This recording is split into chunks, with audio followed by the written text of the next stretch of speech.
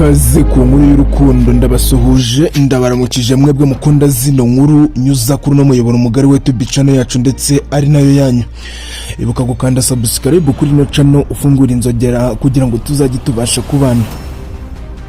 Inkuru yacu igiye kugaruka ku rukundo MK original akunda Cyusa ariko Beni akaba atabishyigikiye ndetse na mama wa Cyusa. Kamariza nawe akaba birimo ari kubivumbagatanya. Kamariza akaba ari kwica urwo rukundo rwa MK ndetse no muvandimwe we ari we Cyusa. Ubwo nageraga gutya nkayitekerezaho nayibandikiye ku masaha y'umugoroba ndavuga ati ubundi ni gute natakwandika ino nkuru nkanyuza ku muyoboro mugari we YouTube channel yitwa MK and Kamariza nkayicishaho noneho namwe mukayumva. Ushobora kwibaza ngo iyo nkuru yatangiye gute? Mbahaye ikaze niyo mugiye gukurikirana kuri no muyoboro mugari we YouTube channel yitwa MK and Kamariza. Mwiko gukanda subscribe mwebwe mutarayikanda mufungura inzogera kugira ngo tuzajye tubasha kubana. Umuvandimwe witwa MK yagiye ku muhanda aribaza cyane, arahagarara yewe asa nk'umuntu uri gutekereza ibitekerezo bimubana urusobe, ariko ibitekerezo biza kumubana byinshi cyane ariko birangira afashe umwanzuro wo gukundana.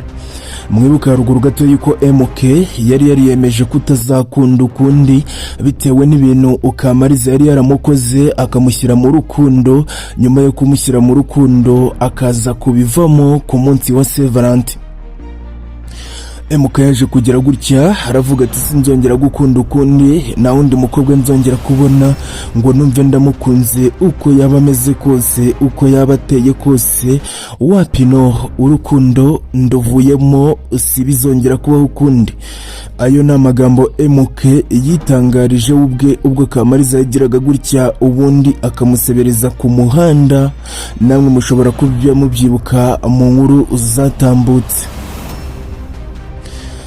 Mubyibuka haruguru gato yuko umuvandimwe witwa MK original apangana Kamariza gusurana bakajya kurebana iyo ngiyo bari basohokeye. Umuvandimwe witwa MK yarari kumwe n'umwana w'umuhungu witwa Justin, inshuti ze n'abavandimwe yari yabasohokanye agiye kubereka uwo mukunzi we, ariko uwo mukunzi we aza kumukorera ishyano amwerekera iryakabara kuko icyo gihe byarangiye akubitiwe n'imbere y'izo nshuti ze. MK ndakeka atari buhave iyo ataza kubona umugira neza ngo ni Cyusa asohoke mu modoka areba ibyo bintu biri kumubaho, ubundi narangiza amugirira impuhwe amubwira ati reka nkutorutse rwose nkurenza ahangaha wa mwana w'umusore we nubwo rwose tutaziranye, urira imodoka tugende nkubwira ahantu tujyana. Cyusa yajyanye na MK original bagenda baganira amubwira buryo kibigenze, aho Cyusa yatangiye amubaza ati se ubundi ko ngusanze ku muhanda mbona uri gukubitwa cyane, propose yawe bayimereye nabi, barimo barayihondagura imerewe nabi cyane.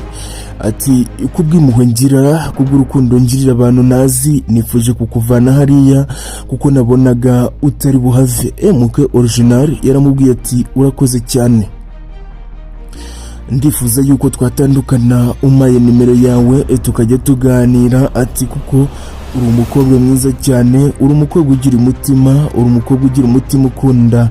Ati urakoze kuntabara, niyo mpamvu nshaka nimero yawe, ikindi gihe wenda ntawamenya dushobora kuganira kuko inshuti burya iva ku nzira. Kuko bidatinze Cyusa yamuhaye nimero yiwe na MK original amuhereza nimero yiwe, batangira kuvugana gake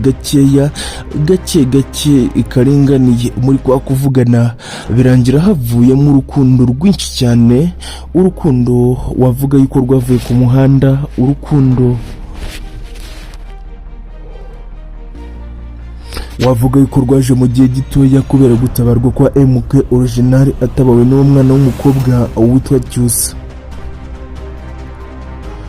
Aho hantu haje kuvamo urukundo, ariko umuvandimwe witwa Kamariza mubyibuka haruguru gatoya hari ukuntu umuntu agukunda ukabimubwira inshuro nyinshi ukagera aho ngaho ukabivamo, noneho wa mukobwa akabizamo we warabivuyemo. Nyamuna ibyo bintu nibitera agahinda. Kamariza yaje kubona umuvandimwe witwa MK Original ajyanye na Cyusa, asigara bitekerezaho yifuza kongera kumuhamagara, ariko uko kongera kumuhamagara MK we yari yararakaye cyane, aho atigeze yongera gufata nimero ya Kamariza ukundi, yahise ayikuraho aranayiboroka. Kamariza atangira kumushakisha amaguru, Kamariza atangira kumuhiga aho MK Original yaba ari, ariko asanga MK yarangije kubivamo yikundanira n'umwana w'umukobwa witwa Cyusa. Kamariza yaje kubaririza ahantu MK Original ashobora kuba aherereye, aza kuhamenya ajya kumureba. Agiye kumureba MK Original aramubwira ati bitewe n'ibyo wankoreye cya gihe, bitewe n'uburyo ki wansebeje ku muhanda, bitewe n'uburyo ki wanciye amazi imbere y'abavandimwe banjye n'inshuti n'abantu, sinzongera kugukunda ukundi.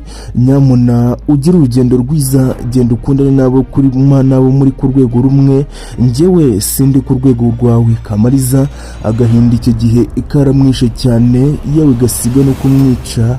Kamariza aza kugaruka mu rukundo umuvandimwe witwa MK Original yararuvuyemo, ariko mwibuka ruguru gato y'uwo mukobwa ngo ni Cyusa wamutabaye, niwe nabonaga urukundo rwabo ruri kugenda rutera imbere rwiyongera cyane. Ubwo ngubwo bikimara kugenda gutyo, nibwo Kamariza yashatse wa mwana w'umukobwa witwa Cyusa, ariko aza kumubona, aho amuboneye baraganira, ashaka kumuhindura inshuti ye, nawe si byari kumuhindura inshuti, ahubwo yagira ngo amuteranye n'inshuti ye MK Original, basigaye bikundanira muri ako kanya. Aho yagize gutya akamubwira ati agasore kitwa MK Original ase wabukazi? Cyusa ati ndamuzi. Ese uwo musore uzi amabi ye? Cyusa ati nta mabi ye nzi, atari ko ni inshuti yanjye. Umuvandimwe witwa Kamariza yabivuze muri aya magambo, yaramubwiye ati uriya si umuhungu wo kugira inshuti, uriya si umuhungu uri ku rwego rwawe, ati kariya ni agakozi ko mu rugo, ati se umukozi wo mu rugo azita ku muryango gute? Ayo mafaranga akorera mu rugo iwacu, ati koko azatunga umuryango. Yashatse kumuvuga nabi. Umuvandimwe witwa Cyusa arangije aramubwira ati geza aho ngaho, iriya ni inshuti yanjye, icyo yabikora cyose ndayikunda cyane, sinzigera nanayireka, nta n'ikintu kizatuma nareka uriya mwana w'umuhungu ngo ni MK Original, ati kuko mba mbona ari we wanjye. Ati ubwo rero urumva kumusereza, geza aho ngaho. Kamariza yaramubwiye ati nyamuneka jya ukunda umuntu ufite amafaranga, ukunda umuntu wabasha kwita ku muryango, ukunda umuntu ubona ufite ubwenge muri sosiyete ndetse n'inshuti ze n'abavandimwe, ati kuko burya umuntu ubasha kubana n'abantu benshi kandi ubuzima nabwo bukagenda neza. Umuvandimwe witwa Cyusa ntabwo yari yabonye Kamariza ngo aze kumumenya, ariko yakomeje kumuca mu jisho, aho yahise atangara. Arangije aramubaza ati ariko ubundi ubu ngubu byanga bikunda si wowe nigeze kubona uri gutongana n'ubundi n'umuhungu witwa MK Original nkamushyira mu modoka? Kamariza ati ni njyewe rwose, ntabwo wibeshye, ntabwo ugiye kure, ni njyewe cya gihe twatonganaga urangije umushyira mu modoka.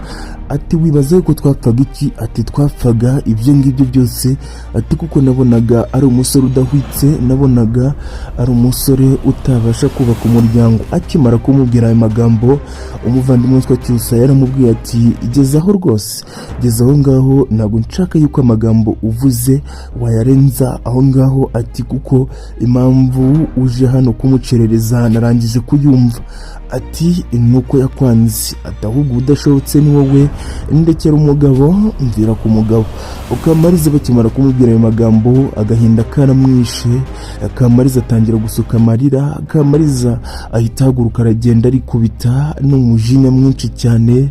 Arangije aragenda ajya kuryama bitekerezaho, aho yatekereje arangije aravuga ati ubwo nakoraga rya kosa sinzi ko nzongera kubabarirwa kongera kubona MK original biragoye cyane ati kuko sinzi ahantu byava sinzi aho namukura atari ko nta kundi urwishidishiye ararusoma ngomba kuzahatana kuva ku mwuka wa mbere kugeza ngeze ku mwuka wa nyuma ase murabona koko Kamariza azongera gutsindira umutima wa MK original cyangwa byararangiye umva abasore namwe bakobwa mujye mukundana n'umuntu mubona mwagakundanye nawe kandi ubutunzi si rwo rukundo urukundo si ubutunzi urukundo ni urukundo nyarukundo mukomeze kugira umunsi mwiza inkuru ngizi zo nakagaruka ko n'umuyoboro mugari wa YouTube channel yacu ndetse ari nayo yanyu mwibuke gukanda subscribe mudishyigikire ino channel ikomeze kuzamuka.